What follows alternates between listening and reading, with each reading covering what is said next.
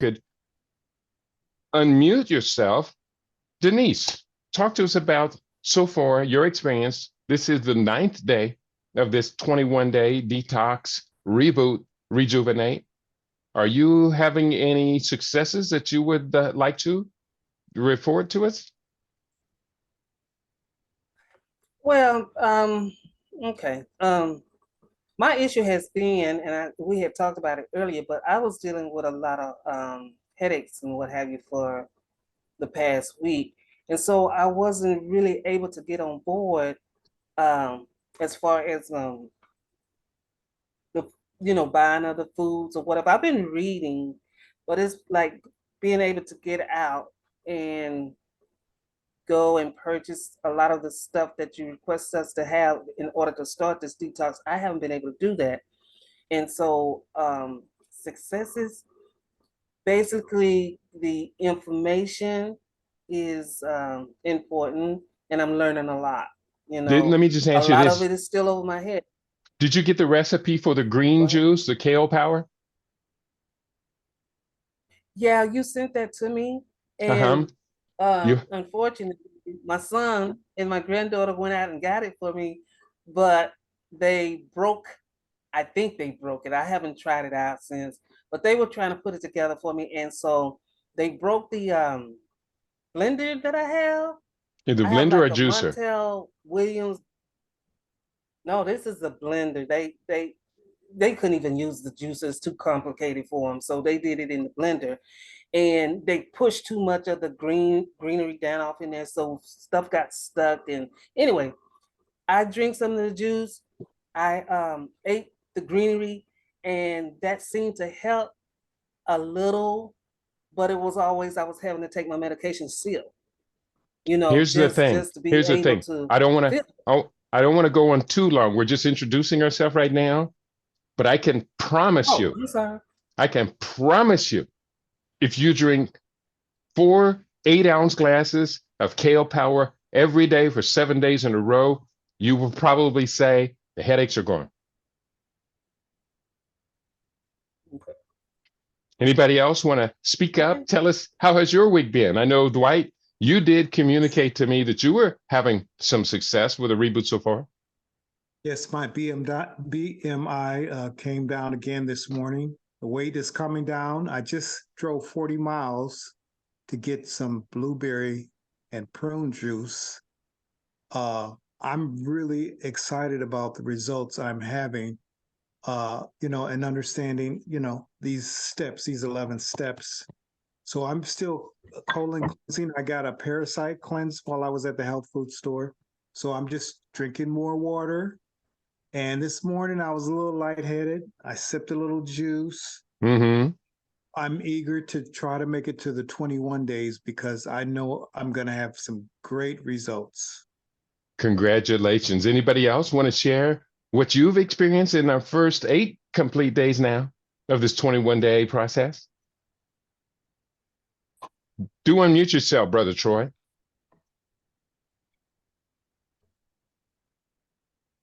Yes. Troy, did you want to report anything? Or is Latricia, is she also there with you? Uh, she she's working. She works on the weekends. I think she was going to try to see if she could log in, but I'm not sure. Okay. Um, yeah. So we are.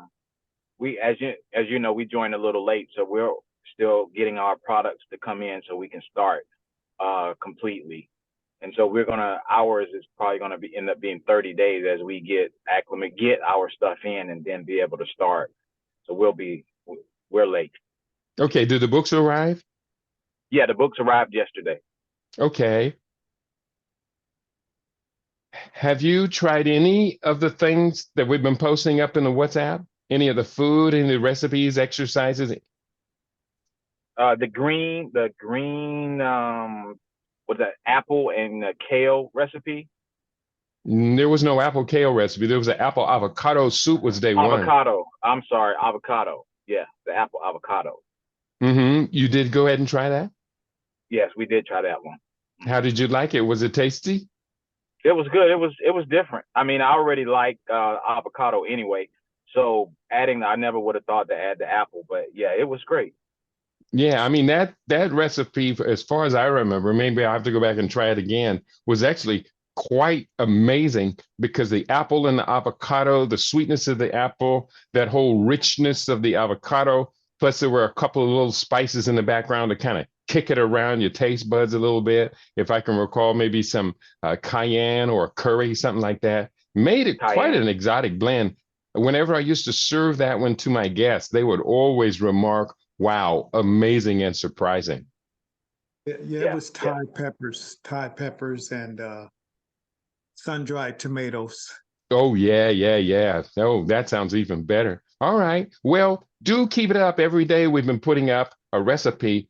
I encourage people to make enough to last for 2 days or so and start putting these together in combinations. I guess I could and I will put up for tomorrow. I'll put up a daily or weekly menu planner so people can start getting in the habits of combining superfood dishes. Brother Mossy, we have you in the house. How you been doing this past week, brother? Brother Mossy, are you there? Yeah, I'm here. I'm moving around a bit. I was traveling for the last 7 days for work. I'm just back in New Orleans today, so Mm-hmm. I'll be getting on. I haven't tried any of the recipes. I've been focusing mostly on water and nuts and fruit for the last week. And I feel Uh-huh. great. Have you been doing your BMI measurements, No, BMI calculations? I'm not measuring any of that. Not just yet. I haven't. But I posted it in the group from the last. I'll check this weekend and post it in the group. Okay. All right. Well, let's go to some. I'd like to have more interactive, more Q&A. I was hoping we get a lot of that on the WhatsApp group, but it really hasn't formed that way. Are there any particular questions? I know, Denise, you were engaging at the beginning of the conversation, and perhaps you may want to start. Any particular things that people want to ask me? I will do my best to give you practical practicable solutions based upon what it is that you need. First of all, I guess I should ask, has everyone written down their very specific goals to get out of this 21 day? Yes, Do speak up, do I? yes, I've written it down. I have a question. I was at the health food store, and I remember reading somewhere about hemp seed oil, and I picked some up, but I can't Mm-hmm. seem to note where or when I'm supposed to use it. But I did Uh, buy it. Hemp seed oil is used for many, many, many things. I recommend if you're in a healthy, stable situation, take 1 tablespoon of hemp seed oil every day. You can take it on its own. It's got a slightly nutty taste. It doesn't take a whole lot of adjusting to, just a tablespoon of it, and allow it to linger in your mouth and absorb under your tongue as your saliva doubles the volume of it, makes it ever more digestible when you add the digestive enzymes from saliva to it. But hemp seed oil is excellent for so many things. A perfect source of essential fatty acids, which are necessary for skin integrity, collagen, cellular cell wall integrity. All of the cells of our body use omega-3 fatty acid and the compounds that it creates to form cell wall integrity. So if anyone's been diagnosed with high cholesterol, what is called high cholesterol, omega-3 fatty acids, of which hemp seed oil may be the most perfect source, along with chia seeds, along with flax seeds.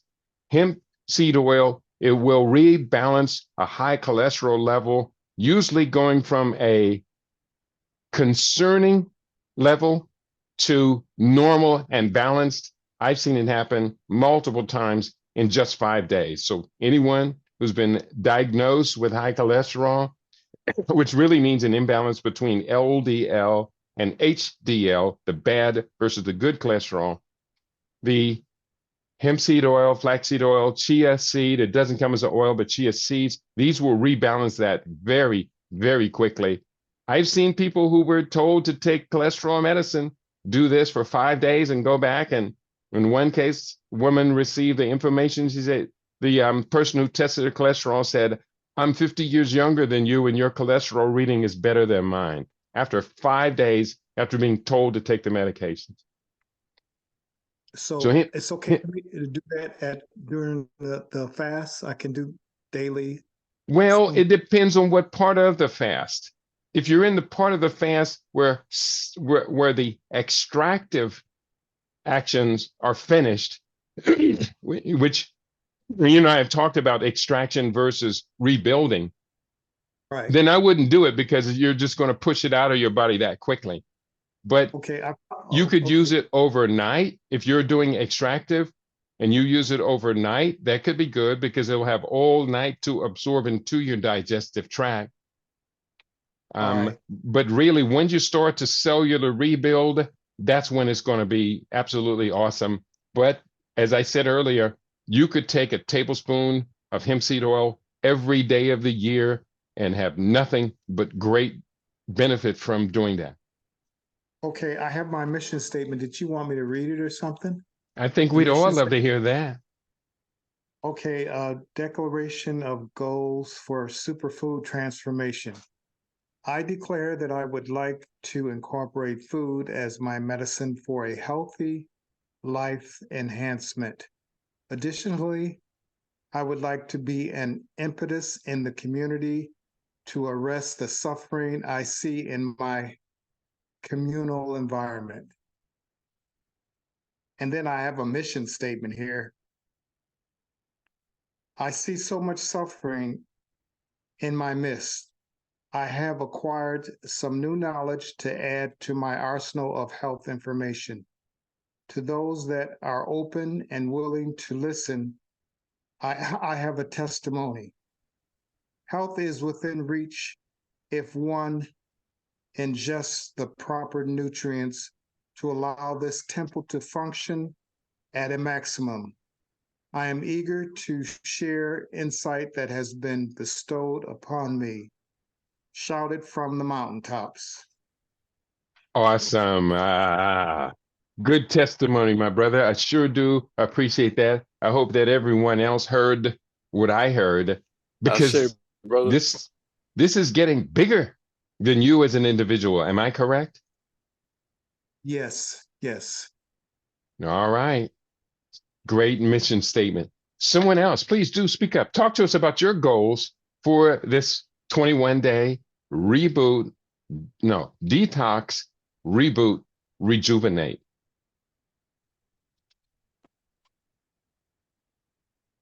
I'm really excited that my partner and I will be embarking upon our first detox together. And we have a 14-month-old daughter. We're both, vegan, but we've had, we've fallen off the wagon with some things over the last year with some of the other, so-called snack food we know we don't want to eat. And so as we this equinox, New Year, spring and fall and everything, we've agreed to within these 21 days detox and fast together. So great. That's what I'm offering.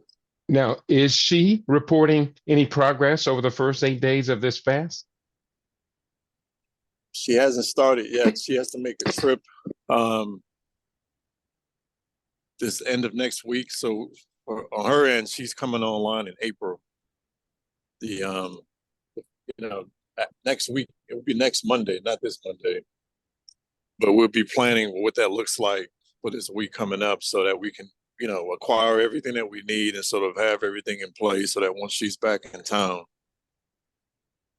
we'll go there. But I'll again, in addition to my information, BMI and updating that, I'll ask her to do the same so we can be sure to, identify where we are now and list some goals as well. So she's very familiar with, of course, with this group and the books and the work. Brother Keith, you've spoken with her directly as well, and so it's a good time. Has she had a chance to try any of the recipes? I haven't shared them with her just yet, but I would do that. I just got back in this Friday, past Friday. This is something we discussed yesterday. All right. Is that the end of your report? Anyone state Yes. what the specific, those were the specific goals, is to start in a couple of weeks? I've started last week. I mean, as far as shifting away from cooked food for now, I haven't gone into a water fast or detox just yet. But as far as my goals is there are to continuously enhance my discipline and what I'm saying, and long-term commitment. I think I don't have an issue with or a challenge with the 3 weeks here or one, like a month here. It's the long term is what I battle with. The long term discipline and maintain it, and and I think that also includes I travel a lot for work, and so it's when I'm not home, more effectively planning meal planning or meal prepping for being on the road and not eating out at restaurants, even if the restaurants are vegan. You know what I mean? Like, we still don't really know what these folks are putting, how they're prepping this food, and what all that entails. And so I really would like to, in addition to the follow through we need both in the home together, we live to, we have a home. It's when we're both, when we're traveling as a family and when we're traveling alone, how do we maintain what we're doing at home? Mm-hmm. Let me answer this further question. When you are traveling, do you still engage your daily exercise regime? Yeah, that part is not as much of a challenge, given I guess the hotel. I'm not really, to a point you made in the past, a big heavy like weightlifter. I prefer body weight as well, and so and cardio too. But so that's not as difficult. I mean, what we typically do is we stay in either hotels that have kitchens / stove or Airbnbs, and we make the trip to whole paycheck or the place we can, so we can prepare as much as we can on our own. Okay. All right. Yeah, because I find that the same level of discipline that we apply to our exercise and physical activity regime actually translates very, very well to all of the 7 principles of optimal health, including nutrition, breath, hydration, detox. Sleep is very important component. Many people don't really get a good measure of, as well as the mind, body, spirit matrix. So that discipline that you're showing with the exercise, recognize that core, that will, that strength, that power, and translate it to all of the other 7 principles of optimal health. And I think that you will definitely see your progress toward your specific goals speed up immensely. Duly noted. Thank you. Okay. Troy, would you like to give us an assessment of your goal setting and how has your first 8 days of the 21 days been? Well, my goal is to lose 10 pounds in the 21 days and hopefully drop, a body fat percent. Hopefully I can drop 2 to 3% body fat. That's my personal goal. My wife's goal is to get a good plan together to help mitigate the MS diagnosis that she received. So hopefully, after the fast, she'll be able to get a good reset, and then maybe with your help, coordinate a plan to help hopefully reverse that completely. Mm-hmm. But one question that we had in regards to that was, and I think you mentioned it earlier when you started talking, that we were trying to figure out how to set up I guess, a daily meal plan consisting of, I don't know, 3 to 4 meals a day. If that already existed and we missed that part, or if that's coming later. I'm going to go ahead and do that. I had intended on doing that all along. Unfortunately for me, this past, actually even before this began, for the last 1 month, my schedule has just gotten just so dense. I know Latricia had scheduled for you both to be on a one-on-one consultation. That was on Tuesday, which was a Zoom day, and Tuesday was just one of those days where stuff just don't line up.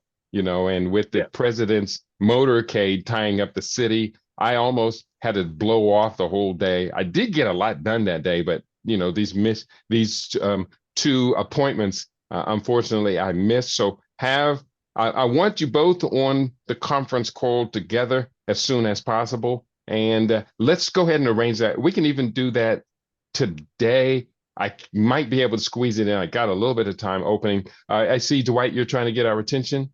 I wanted to tell Troy that I'm on day 4 of my fast. Yes. And I've lost 6 pounds. How many pounds? 6 pounds. 6 pounds on day 4. On day 4. So I'm trying to encourage him to follow through, because the weight will fall off during the fast. Day 4, 6 pounds I've lost. That's encouraging. Yes. I'm here. So yeah, I just have to, or she and I have to get, if we don't have a plan on what we're going to eat throughout the day before that day hits, then, that puts gaps in the plan, and it's a lot more likely that we won't succeed. But so that's what we need. We just need to get our plan together. What do you think has prohibited you and your wife from putting a plan together? Well, I didn't know. We weren't sure if there was a specific protocol on exactly what we were supposed to eat during the detox. And I think somewhere we may have missed that part, if it was in, or if we would just pick any meals out of the books that came in. Did you see the video I put up on Detox? I did. I did see the video.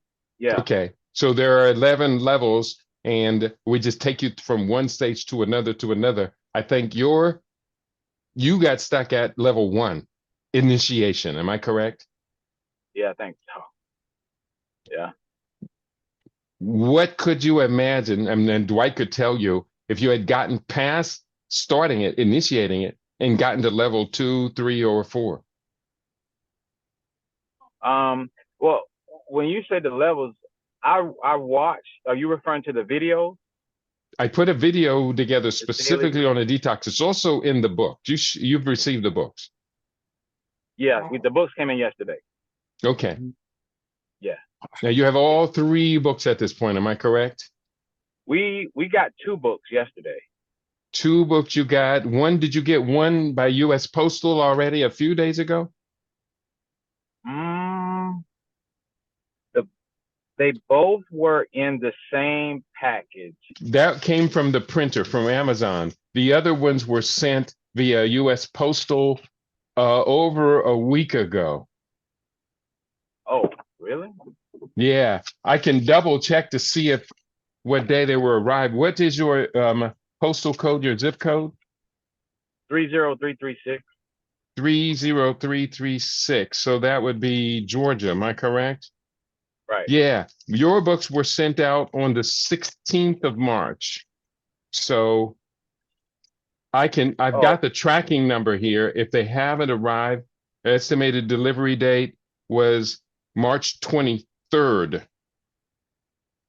So today is the 23rd. So that they should be arriving, according to the U.S. Postal estimate, should be arriving today in the mail. Yeah. Okay. So I'm going to highly encourage everyone to initiate as much as you possibly can these days in with the access to the internet, we have the WhatsApp group set up for anyone who asks me any specific questions. I have been putting up a number of recipes. In fact, I think I even put up a recipe for oatmeal. Oatmeal is an easy one to do. And oatmeal, the recipe that I put up, oatmeal is the first superfood meal of the day. And you can do an oatmeal superfood meal every day. And it's really, really going to do a lot to get you moving on towards your goals. Like Brother Dwight now, my situation at the beginning of the fast was I was underweight. And I have been underweight now for 2 fasting seasons, which means my ideal weight is what I weighed when I was 25 at 145. Whereas at the beginning of this fast, I was weighing like closer to 140, 141. So I really didn't want to do a fast to start the extraction until I got closer to my weight. So finally, yesterday, I got my weight up to 145. And then in the first day now of engaging in the water fasting, I dropped 1.5 pounds overnight in just one day. So we do know it does work. Troy, you can get your goals tremendously on taking this weight off, but you do want to make a firm commitment. That was lesson 1. Set your goals and get your goals. And I see your note, Brother Mosley says, oatmeal and blueberries are daily for us. Yes, in my oatmeal formula, there's I begin with apples, cinnamon, to which then I will add raisins. Then I'll add my oatmeal. We do not do the quick oatmeal. We do the old-fashioned rolled oats. I then will add coconut oil to it. Blueberries are a wonderful addition. I add bananas, chopped bananas to my oatmeal, and prefer to, if I'm going to sweeten it, I don't have to, not with all that fruit, but if you're going to sweeten it, I sweeten it with a little bit of turbinado, which is evaporated cane juice, or wild desert honey. And then I will also put in some chopped nuts, almonds, walnuts, or sunflower seeds. It makes it a superfood meal. It's got such a spectrum of nutrition in it. And the oats, of course, are absolutely wonderful for the gut microbiome. That soluble and insoluble fiber does a lot towards reducing the risk of cardiovascular disease. And all of this assists weight gain. So, Troy, if you need any particular help or coaching above and beyond what I've been sharing so far, do request it in the WhatsApp group, because quite simply, okay, I don't want anyone to get left behind, not when we have such a powerful program and protocol. And, part of it is, I got to admit, my ego is at stake, because I keep claiming to everybody, this really, really, really works. But if people don't do it, don't engage it, I lose the right to say it really works. Okay. Well, and the book, whether the books come in today or not, we'll go into your calendar and try to set an appointment for Monday if you're available. I am available on Monday. I did send the link. You can go to Coach Keaty, HTTP Coach Keaty. There's an HTTPS Coach Keaty, which is linking, unfortunately, the person who was in control of that, linking that to a file that's not the one I want you to go to book the call with me. Or you can always just drop me an email message or send me a direct message. You've got my mobile phone number as well. Just send me a text. We're going to get you in, get you on track. And I know in the case of your wife, she's going to need some specialized attention, direction, and coaching, because, she's dealing, as you said, with 2 autoimmune disorders. And I have wonderful success with autoimmune disorders in the past. MS is another level of challenge, but I've had good success with MS clients in the past as well. And they have one of the best testimonies is someone who was dealing with MS. His debilitation froze. He didn't lose any more function over the course of 6 months or so. I haven't heard from him for a while. And sometimes it's tough for people to stay on a strict protocol month after month after month after month. But I'll admit I've been on a real strict protocol for, this will be 14 years since I went from vegan to superfood vegan. Wow. Yeah. And on that call, if we if we could just focus on her, setup, that would be great.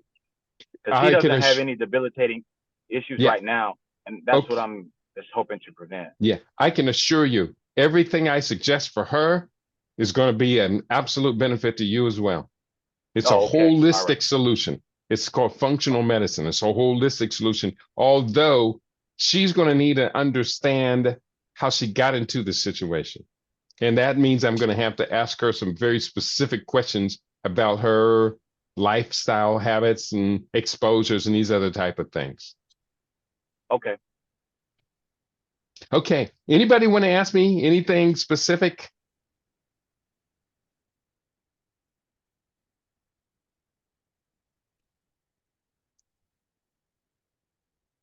Well, I was just going to encourage Troy, to, like you said, for him to look at the video. And I wrote down the levels, the phases for this, because, we started during the vernal equinox, which is a season change. And I imagine there's special energies. The reason we wanted to start March 19th, I don't know if he's aware of that, but I mean, that doesn't mean that he can't start later. But I was just sharing that, that it's a special time of season for the fast. I want to build upon that very point. That's an excellent point that you make, Brother Dwight, and I appreciate that. Is that in the past, in civilization history, African people along the Nile Valley developed the first great civilization to appear in modern times. I wouldn't say it was the first, because Chinese civilization goes back quite ancient as well. Hindu civilization goes back, even though I would say that African and Chinese civilizations were more mature than Hindu civilization at that time. But from that civilization, they developed a leadership, a governance that was made up of the pharaohs, and the pharaohs were strongly supported by the priesthood. Now, the priesthood were the ones that introduced a lot of these powerful concepts. We all should know that Imhotep is considered to be the world's first great multi-genius, this in the third dynasty under Zoser. And Imhotep was a priest, he was a physician, he was an architect, the first great multi-genius. And from this type of leadership, they developed a number of things. The oldest accurate solar calendar. The world is not in the year 2024. Actually, according to the oldest solar calendar, this is the year 6264. So we're in the 7th millennium already, not in the 63rd century, not the 21st century.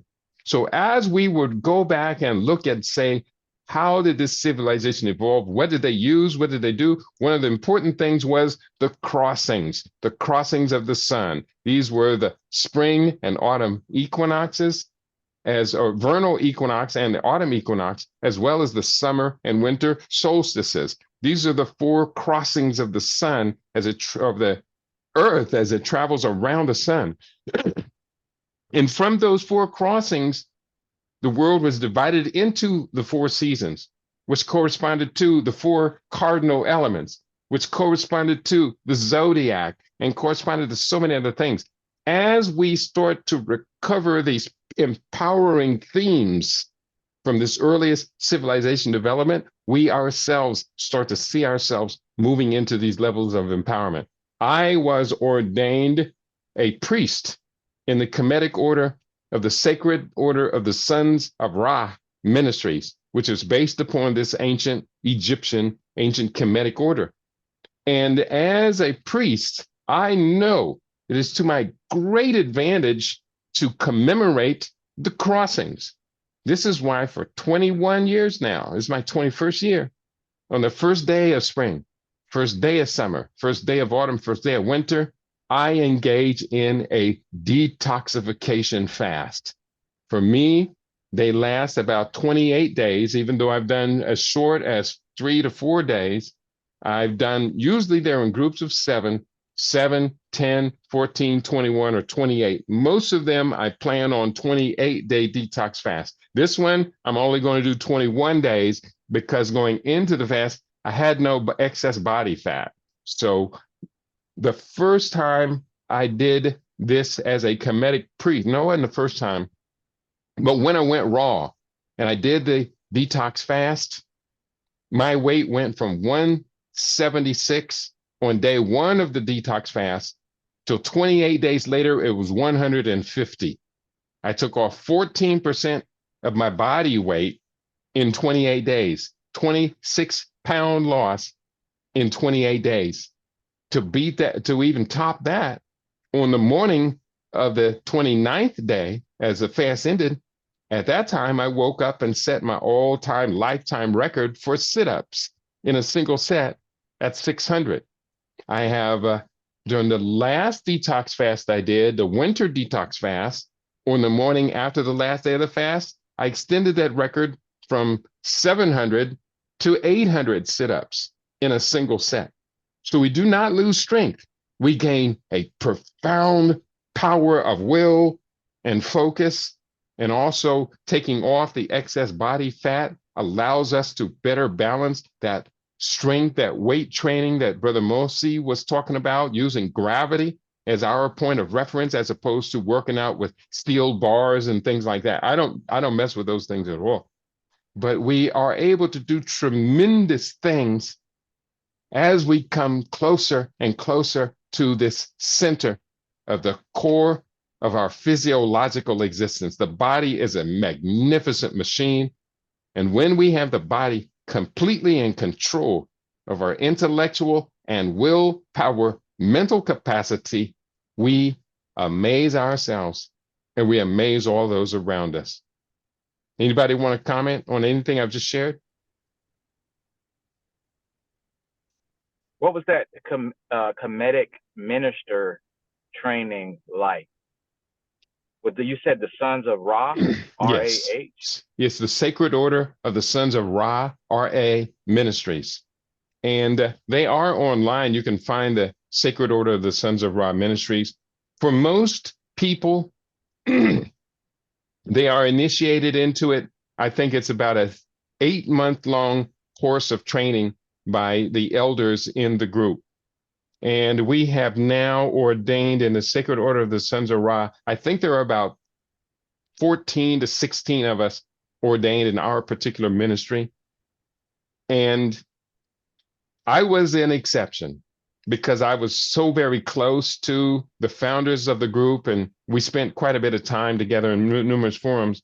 I wrote a book called Living Superfood Research. I believe you have that book, Dwight. Am I correct? Living Superfood Research, the green one? Yes.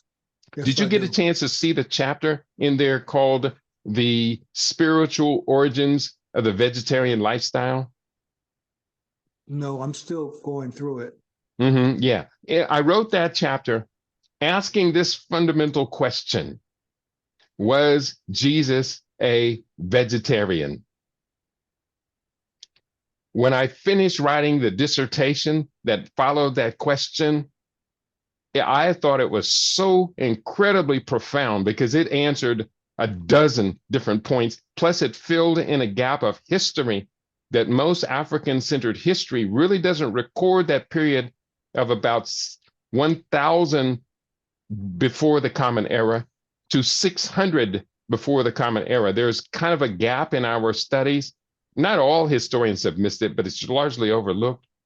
And when I wrote about it, I thought this was so profound that I sent it to these brothers that were in the Sacred Order of the Sons of Ra Ministries, because these are very wise, profound elders and brothers. And as a response, they sent me an invitation to be ordained as a priest. So rather than take the 8-month training, I kind of wrote a college level dissertation and graduated right to becoming a Kemetic priest at that point. At this point, I am legally allowed to marry people. And that's not me marry you personally, I mean marry a couple. And other things that a registered priest in the United States is allowed to do legally. So I'm very proud of that. and I keep in close contact with other members of the Sacred Order. And we are very busy doing the best we can to realign our people with our historic civilization greatness. Our best is still yet ahead of us, but we got a lot of work to do to catch up with ourselves. Definitely. Yes. Mm-hmm. I understand that Jesus was with the Essenes and they were vegetarians, but I was kind of puzzled by the feeding the 5,000 with the fish. Well, many of those stories from the Bible are parables. These are myths, fables, and allegories. And when we talk about feeding the masses with the fish, that fish has more to do with the astrological sign of Pisces than it does have to do with, seafood. What do they call that fish that's really not a fish that people eat it's real cheap and has no omega-3 fatty acid. I was going to make that as a punchline of a joke, but I couldn't remember the name of it. I don't eat fish. It's probably Salmon? tilapia. So yeah, it was not have to do with tilapia. It had more to do with the astrological sign of Pisces. Many of the parables you see in the Bible are actually astrological tales. I think, Brother Mosley, you're probably familiar with that as well. Am I correct? Yes, sir. Yeah. Yeah, So Yeah, from on my yeah, to that, if I may speak, it was a similar path for me, but at the time, because I guess these were 4-year books, or at least those books, Brother Keedy, was mhm. Muada Ashby. So Yes. I read I was maybe 20 years old at the time, returning home from school to New Orleans, and I met some brothers who introduced me to his book Egyptian Yoga, which Mm-hmm. gave me a framework to fully, I guess, transcend the Judeo-Christian upbringing. Mm-hmm. But it was the book Kemetic Diet, which I got my hands on just as I moved to New York for the first time, and it just made so much sense because he described eating animals in terms, of like just you're consuming death, and I'll never forget the image he had in the book of if we were supposed to eat the chicken, we would chase down the chicken and we would, Yes. just bite the chicken's head off and just eat it. We wouldn't animals wouldn't do that. So if the canine is going to eat the chicken or whatever it is, it's not going to start a fire and roast it and add spices and eat it. It's going to eat it because it has the teeth to eat it. It has the whole biological system to digest it and convert that food to what it should be. We don't have the teeth to eat it, and we also make it taste like a vegetable in order to eat it. And that really resonated with me also, considering that I had elders in my family who I thought were elders, but they transitioned in their 50s. I didn't realize how young they were until I came into knowledge of, life expectancies and health disparities and all of that kind of stuff. And so it definitely was, for me, spiritual, first, but also political, understanding how the forces in this society has, sort of done what they can to sort of ensure that we remain isolated from this knowledge, and just misoriented That's to right. be, concise about it. You make some excellent points there. I do completely agree. And from my understanding, Muada Ashby is the most published book writer among African people on the planet at this time. I know I'm one of the top 3, Muada Ashby, and there's another brother who I'm not going to go through all of this because it's kind of detailed, but I'm one of the top 3, and Muada Ashby is undeniably one of the profound scholars of our time, a true multi-genius. He is following in the footsteps of Imhotep, and his work continues, and he is himself a great living example of that which he teaches. And that's what we also should expect, is that our teachers be a living example of the transformation that they would instruct the rest of us to follow. So thank you for bringing up his name. He has the greatest respect in this circle. I'm hoping those of you, if you're not familiar with Muata, Muata, Ashby, you definitely will benefit. Another one of our great ones from that same camp is Wayne Chandler. Wayne Chandler is another profound scholar.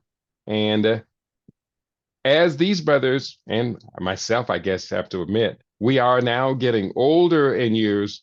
We're doing the best we can to show you that African scholars deserve to live long, healthy, disease-free lives as well as anyone else. Queen Afua is another one.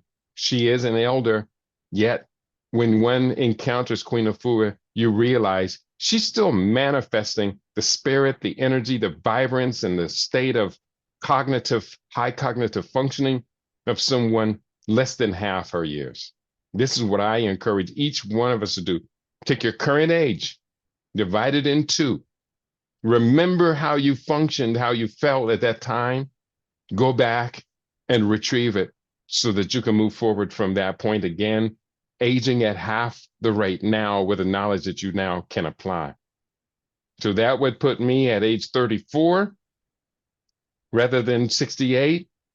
And as of yesterday, at age 34 or 68, my exercise log has me once again, this is not the only time I've done this, every 2 days I add 25 push-ups to my single set, and every 2 days, so I do it twice a day.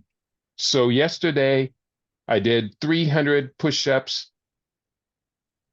and 300 push-ups for the second day in a row. That's a total of 2 days, 600 plus 600, 1,200 push-ups in 2 days in just 4 sets. And when I talk about a set, I drop down to the ground, and when I finish, that's the end of a set. So for a 68-year-old man, think about this. To do 1,200 push-ups in 4 sets over the course of 2 days, we might want to consider that the brother has got a formula that could work for us. Troy, do I see your hand up?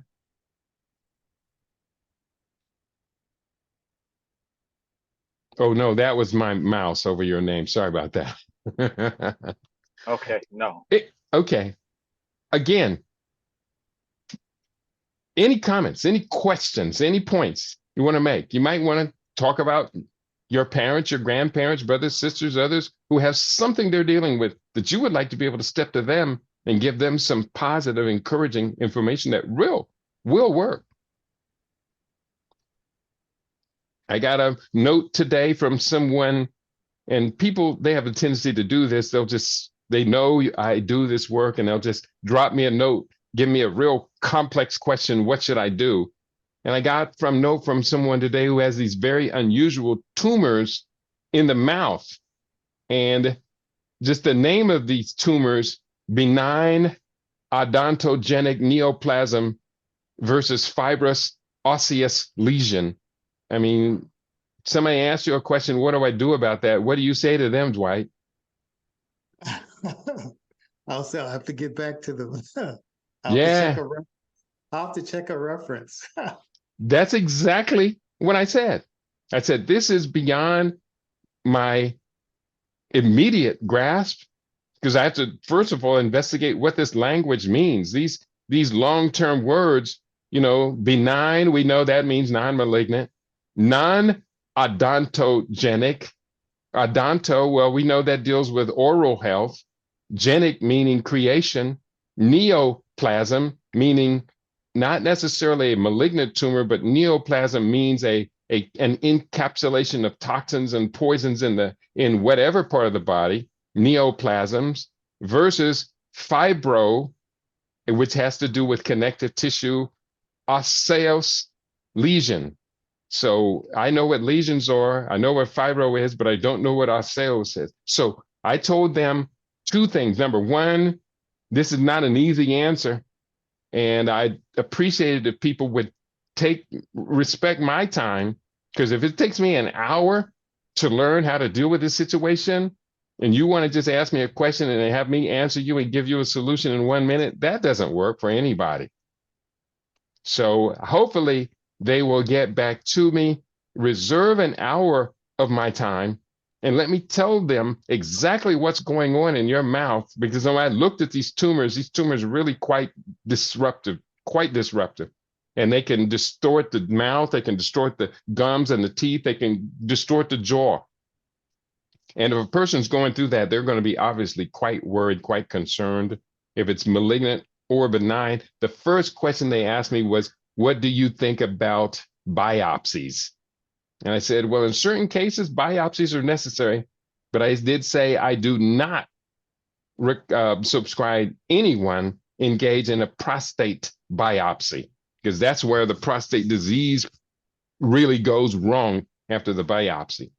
So then they gave me this long-term verbology. Now, if anyone wants to be schooled up to the level of dealing with these conditions at this level, I do have a 12-week-long certification course. We had shrunk it down to 8 weeks and then decided we're going to expand it back up to 12 weeks. That's going to be beginning in the next month or two. And we can train you up to the level that now you can be a certified consultant on health-related issues. That's a good step. But in the meantime, I think that most of us, we just want to get our own health, our family health in as close to perfect order, optimized position as possible. And that's what really this whole detox, reboot, rejuvenation is intended to do. To get those 3 goals in, you will detox your body, learn how to do it regularly. You will reboot your lifestyle habits. So now you don't have to worry, I'm going to be sick again. I'm going to be prescribed more drugs again. I'm going to have to be on these drugs for the next 10, 12, 20 years of my shortened life expectancy. And Rejuvenate is all about go back and recapture your youth. It's yours to recapture. The child is still alive inside of you. Many of us have just buried our child and our child energies under decades of layers of stress and burden and anxiety and depression and all these other things, plus the background of environmental corruption, terrible environmental corruption just from living in America and these other developed nations. I'm going to be doing a report later today on Saturdays at 4 p.m. on the West Coast, 7 p.m. on the East Coast. I do what's called the Conscious Rasta Rant.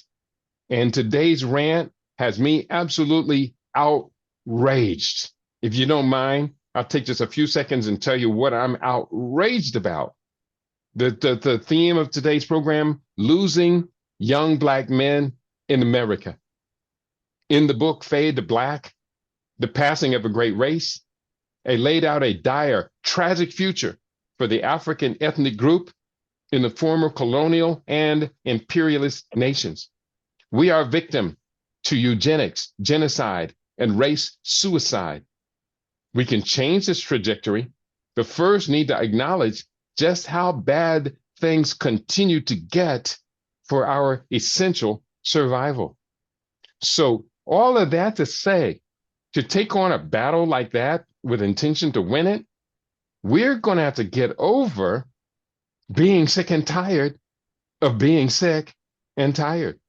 Any thoughts? Anybody want to respond to anything I said? Yeah, I was really concerned because I have a friend that did a biopsy on the prostate this week. So what are you saying, that causes the proliferation of disease? Yes.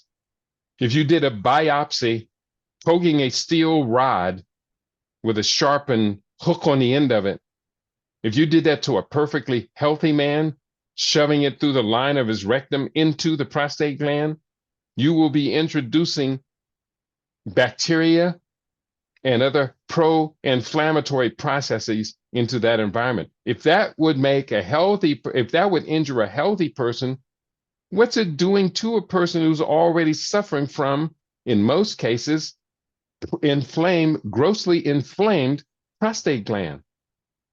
And I'm not the only one to say this. The man, I trust that all of us have heard of benign prostate No, not that. We've heard of the prostate specific antigen test, PSA test. Am I familiar? Yes, yes. The PSA test, the man who discovered the process called prostate specific antigen, I want you to write his name down. His name is Dr. Richard Ablin, Ablin. Dr. Richard Ablin wrote a book, and you can find the book. I have the book in my collection. Unfortunately, my books are boxed up right now. And the book is called The Great Prostate Hoax. You can find Richard Ablin on YouTube. You can find him in various places. You can find descriptions of his book.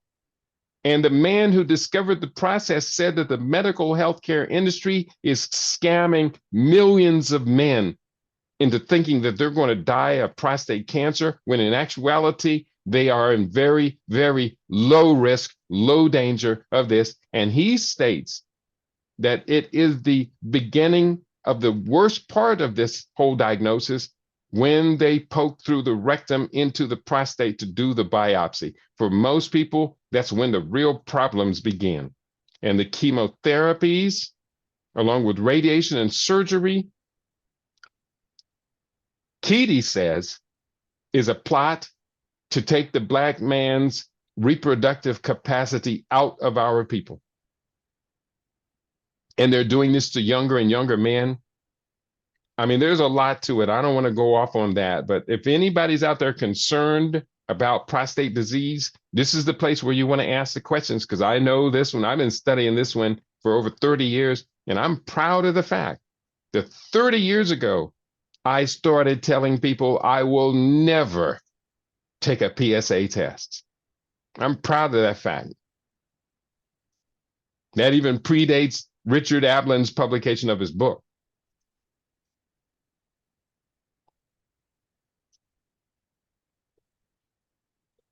So,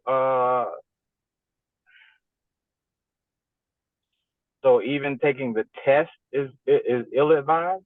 Yeah. How does the test work? I have no idea. So they stick their fingers in that glove up your rectum. Well, that's the digital test. That's more of a physical test. I would trust the digital test more than I would trust the PSA test, which is a blood sample. Okay. So you recommend, you would say that the digital test is okay? I wouldn't. The digital test is not going to hurt you. The digital test is, for me, kind of gross, but I'm not into that stuff. But the digital test will not hurt you. The digital test will only confirm what you should have already known by knowing your body, and that is benign.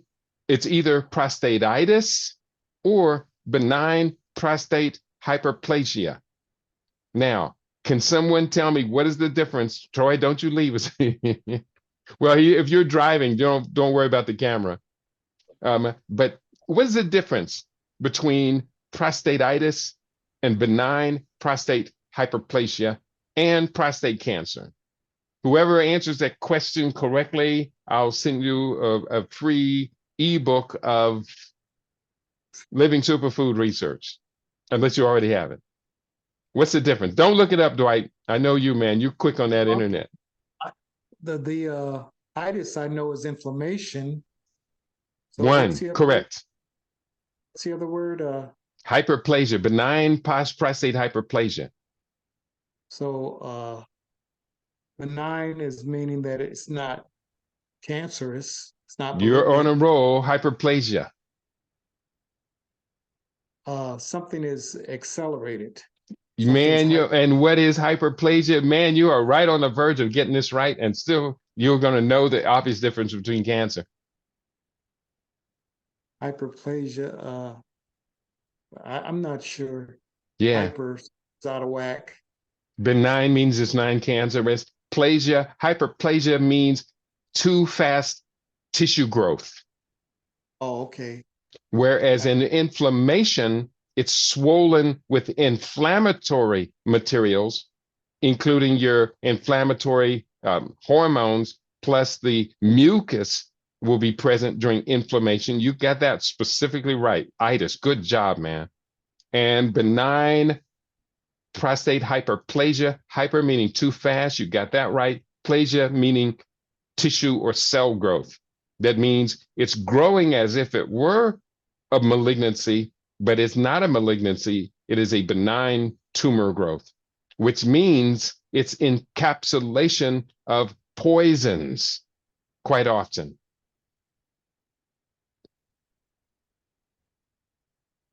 And all of this is all the more reason why we detox.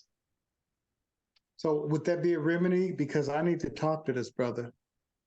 He said it felt like a donkey kicked him. I mean, I didn't know this, I didn't know that he should not have done it. But I didn't, reluctant when he said it, but you know how people are. You can't tell them. You might, I mean, you do definitely want to talk to him, but if he's got this problem, you might want to send him to me. This might be, like in the top level pay grade. I know you went through the certification. This one's a little tricky. And like I say, I've been studying this for 30 years. But definitely do have a conversation with him. And he's got to realize, how did he get in this trouble? That's the main thing. How did he get in this trouble? That's called functional medicine. That's probably the question.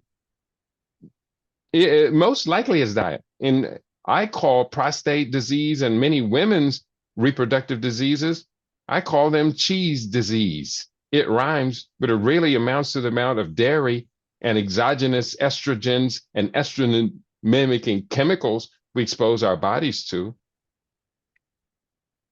Right.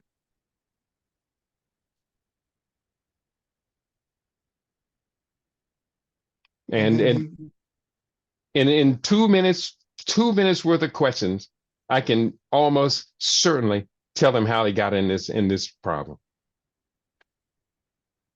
The first question I ask, what have you eaten in the last week?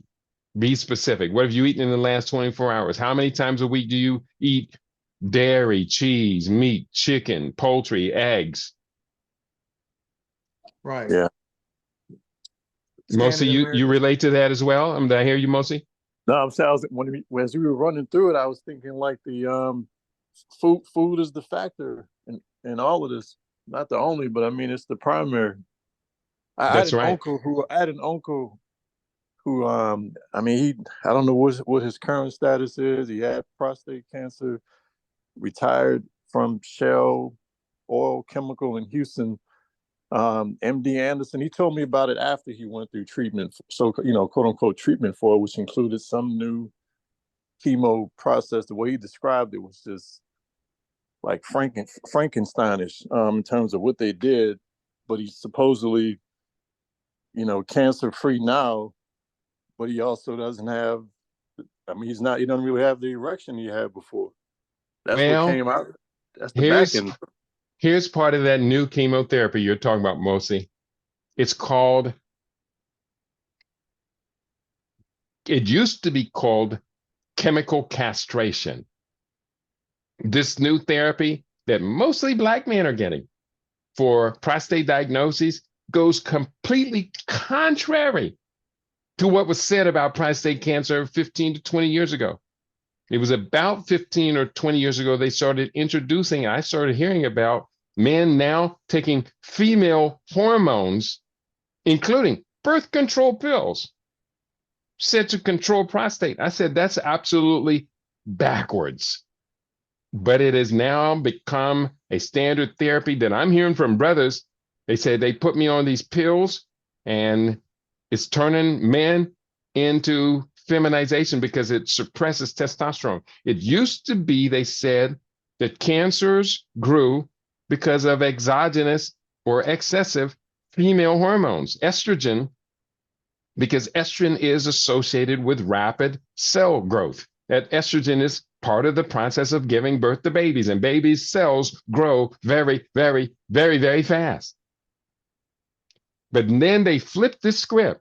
And personally, I think that flipping the script had more to do with eugenics and population control Then it had to do with peer review science about how these neoplasms respond to epigenetic triggers.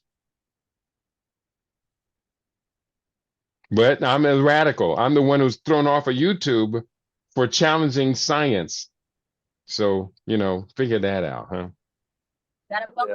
But the other point is that this is back to the food aspect. So this same uncle was the first person to really kind of react when I was 20, which was 20 years ago, sharing that I was, embarking upon this vegan, lifestyle, and not trying to preach it to the family, just sharing. But he was the one who was, oh, I gotta have my meat every day. I gotta have, like, he just his whole affirmation around, well, I'll never do that. And what was your response? I didn't say anything. I mean, like, that was his prerogative. I mean, like I said, I wasn't trying to preach to the family. I just was sharing the information. If someone asked me at Thanksgiving or whatever, at these different family dinners, oh, well, I don't eat, I'm not eating that. And so some members were curious. And so in an attempt to elaborate for those who were curious, the ones who want to double down to convince themselves that, what I'm eating is right, or I'm not going to give that up. Well, this is the uncle that ended up with the prostate cancer. Yeah. My response in those situations is generally always, you are an individual with the absolute right to determine what you would eat, what you would do to your body. Yet at the same time, you are a member of our extended family, and we love you. We love you dearly. Does your choices and lifestyle habits and our love for you, does that conflict when your lifestyle habits shorten your life expectancy as well as burden your children, your immediate family with having to deal with the last 10 years or more of your life of you getting sicker and sicker? Does that come into a clash of values between your individual values and the needs of the extended family? Now, some people can't, their brain, Brother Mossy, cannot calculate that, what I just said. But those of us who understand issues related to lifestyle and longevity will understand, yes, we do make sacrifices that impact the entire family when we lead ourselves into premature, debilitating chronic illnesses. Am I correct? Correct. Yes. Yeah. There's no level of consciousness on that part. I mean, these are, Christian capitalists. Mm-hmm. I guess it's pretty much, like what they're not really thinking about intergenerational wealth of family advancement that doesn't extend beyond their progeny, like their immediate progeny, like just their children only, not, great nieces or nephews or cousins. Like, they don't, unfortunately, I'm just speaking, I think this is what we're contending with around the nation. It's not unique to my family. No, it's not unique to your family, but it is in your family, and that representation can be transposed to the nation. Here's the beautiful thing about the Bible is that it tells profound lessons using allegories, symbolic representations, myths, fables. And when I'm talking to people about longevity, and this is in the book, 100 plus lifespan, many times I'll initiate a conversation that says, how long do you plan to live? And for most people, there are like 5 basic answers that I get. But for many people, they have no plan. They haven't really thought about it because we're taught to be afraid of death, afraid of our own impending mortality. But some people answer the questions rather specifically. Some people put ridiculous answers out there, and especially when it's absolutely contrary to the lifestyle they appear to be living right now. But here's the thing I say, you go to your family reunion, there's generally going to be the matriarch or the patriarch there. Brother Mosley, I need you to interact with me. The matriarch or the patriarch. And how do people at your family reunion how do they treat the oldest woman the oldest man at the family reunion? Can anybody respond to that? How do we treat him? Denise, you're still in the conversation. Don't you think about leaving. With honor and reverence. With honor and reverence. And That's maximum what they should. respect. Yes. How do we treat? Anybody answer the question? Everybody answer the question. How do you treat the oldest people at your family reunion?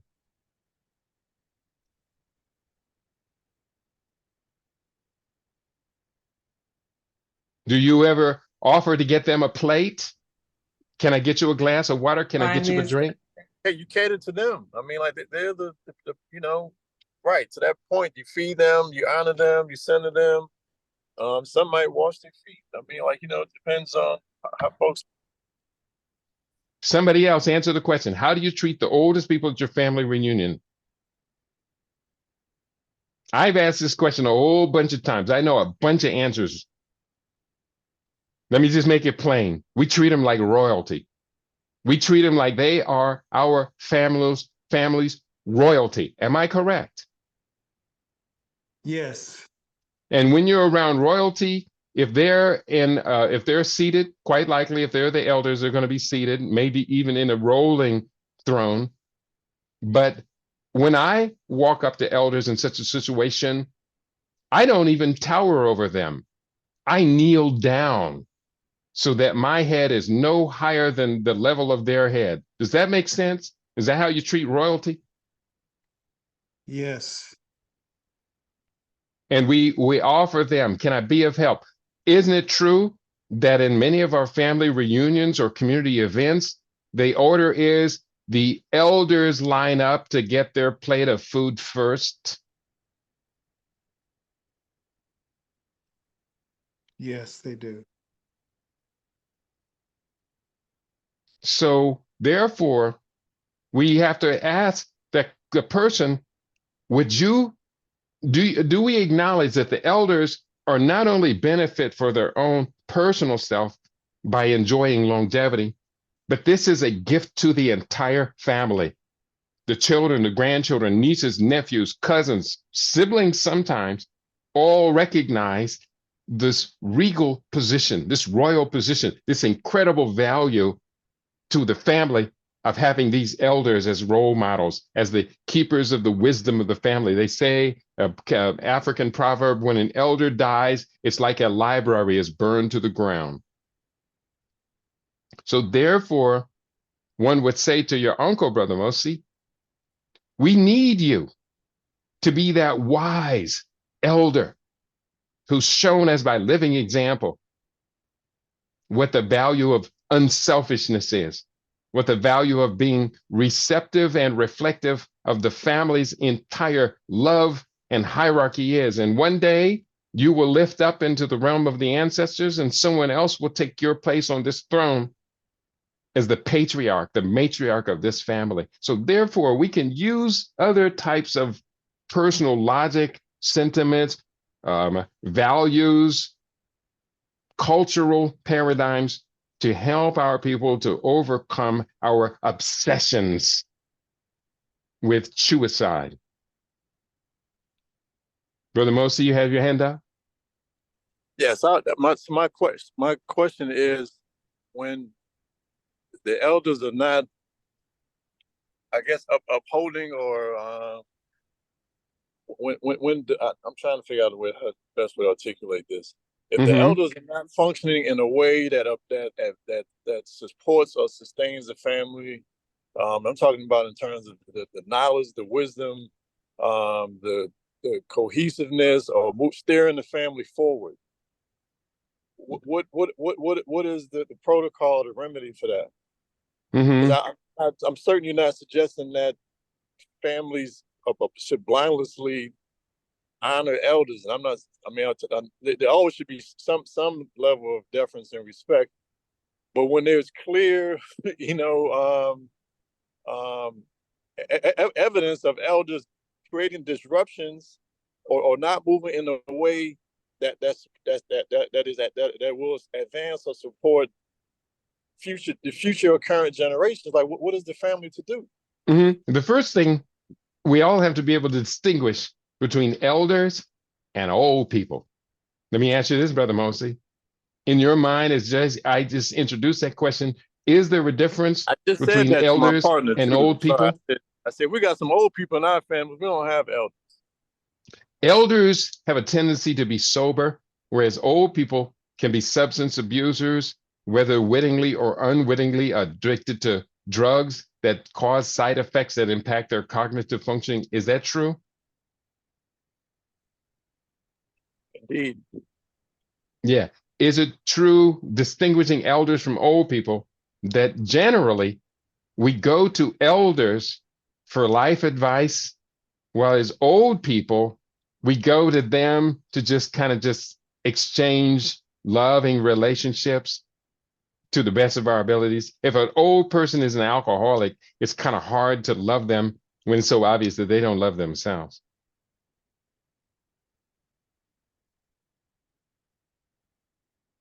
So what do we do when we have an old person in the family? Number one, try your best to love them to the best of your abilities. I have some of these old people in my family that have become and remain dysfunctional for decades. We do the best we can to just show them grace, show them love. If nothing else, if it doesn't change their behavior, what it does do is the next time they see you, they are reminded that you show them grace, you show them love, you don't castigate them and berate them for their shortcomings. So that's one of the first things we want to do. And number two, if possible, once they have that trust from you and for you, then we try our best to insert just some little prompts that move them from where they are to where they would want to be. Uh, I wish I were a better example of what I'm talking about with my own family. I am one of four brothers, and unfortunately, we grew up without a mother. And when it comes to the idea of sibling rivalry, it got a hold of our family like you wouldn't imagine. It's been rather toxic at certain points, but we've just learned to just stay out of that conflict zone and just, if you don't get along, just greet each other and move along. But we can all do better, and that is what our obligation is to do. Because quite simply, as it is as a people, we are losing in the game theory of global survival competition. And that losing as a people also translate to losing as a family, losing as individuals, losing as communities. We're losing as cities.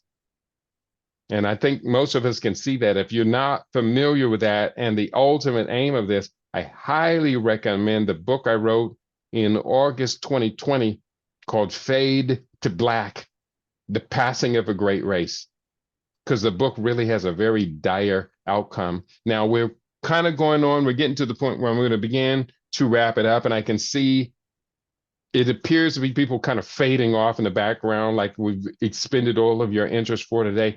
Any final questions or comments that you want to put to me? I'm going to have 7 more minutes. Oh, yeah, I wanted to ask, are you familiar with Shilajit? I took some this morning. It helps with a mineral, puts minerals in your body. Shilajit? There's that black stuff that's like tar. Yes, yes, yes. I'm familiar with it. I understand it's very nutrient dense. I don't know where it comes from. I think it comes from some exotic place in Asia or something. Himalayas or something like that. I just took some this morning. I was trying to get some minerals in my body. From what I read, it appears to be, nutrient dense and stuff. It, I, I'm not that exotic. I like Brussels sprouts and lentils. Okay, well, I was taking it during the fasting, but and I take it sometimes, and from my understanding, isn't it very expensive? Well, it's not cost prohibitive, but Yeah, we do. I'm on my second portion here, but I don't take it often, because you can only Mm-hmm. take a peppercorn size and Mm-hmm. dissolve it in hot water. I took some Okay. this morning. I took sips because I didn't know how my body would respond during fasting, but I was laying down a little dizzy, and then I got up later and went to the health food store. Have you been taking B vitamin complex? I took that before the fast, but not during the fast. And when did the dizziness start happening? Excuse, my tongue got in the way of my brain. When I woke up this morning, and I took a little of the salt, because you told me about electrolytes are depleted. So I got to, take juice or the salt. And I thought I'd try the Shilajit this morning. That would be good if you're getting cramping. Have you been getting cramping during your water fasting? A little bit in my hands, a little bit. Yeah, that's the electrolyte imbalance right there. And the Yeah. dizziness is going to be more attributed to hypoglycemia. That's where your blood sugar is too low. That's where the dizziness is probably going to be coming from.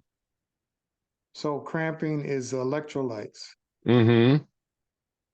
So, I was trying to get boosted up to drive to the health food store because I didn't feel like driving. Yeah. Well, yeah, you do definitely not want to get in and drive while you're going through hypoglycemia. Right. So, I mean, if you're experiencing that at all, drink a little bit of fruit juice, apple juice, orange juice, blueberry juice will quickly resolve that hypoglycemia and put some blood sugar in your body real quickly. If it gets so bad, you could put a tablespoon of honey in some warm water and drink that down as well. That could help. But you don't want to be driving, getting on the highway and going through that dizziness. If you are on the highway and you start to notice any aspects of hypoglycemia, dizziness, or a just drop in energy like that, pull off, get out of the road, get out of the highway, stop your car. Right. Right. Because if Yeah, thank if you. you have a hypoglycemic incident and faint while you're driving, that could be catastrophic. Right. Yeah, I took some juice with me and Good, water good, good. Very smart. in case I had a problem. The other question, I have a meditation that I was doing to help with some of the hunger pains, and I was wondering if you wanted me to share it on the WhatsApp because it seemed to work for me. It's a meditation that kind Good. of like this is your appetite or your longing for food. There And you I was go. kind of off one day and I was lying there thinking, oh, I don't like this feeling. And so I just did this meditation and I felt better. Good. I was Another going to thing you do when you're in the detox and you're feeling like that, drink a glass of water, room temperature or slightly warm. Just drink about 8 to 12 ounces of water. And usually that feeling of being uncomfortable will go away. oh, okay. All right. Yeah, because what water does is it frees whatever nutrients are still in your alimentary canal will be freed up and dissolved and go into the blood. And that feeling is your brain responding to low glycemic levels. Okay. But yeah, do share the meditation. That can only help. Okay. Yeah, it's very powerful. Good. Awesome. Did everybody get all your questions and your comments in? We're going to wrap it up for right now. I want to thank you all. Please do step up the activity in the WhatsApp group to a new level. Troy, you and the Queen, I want you to go ahead and go to CoachKeedy.com. That's HTTP, not HTTPS. Go to CoachKeedy.com and set up an appointment. And for everyone else, do take advantage. You're going to have a one-on-one if you haven't had it already with me. It's going to be very, very useful for you. I think, Denise, you're scheduled on Monday. Am I correct?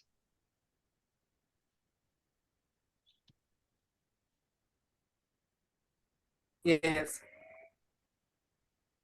Did you hear me? Yes.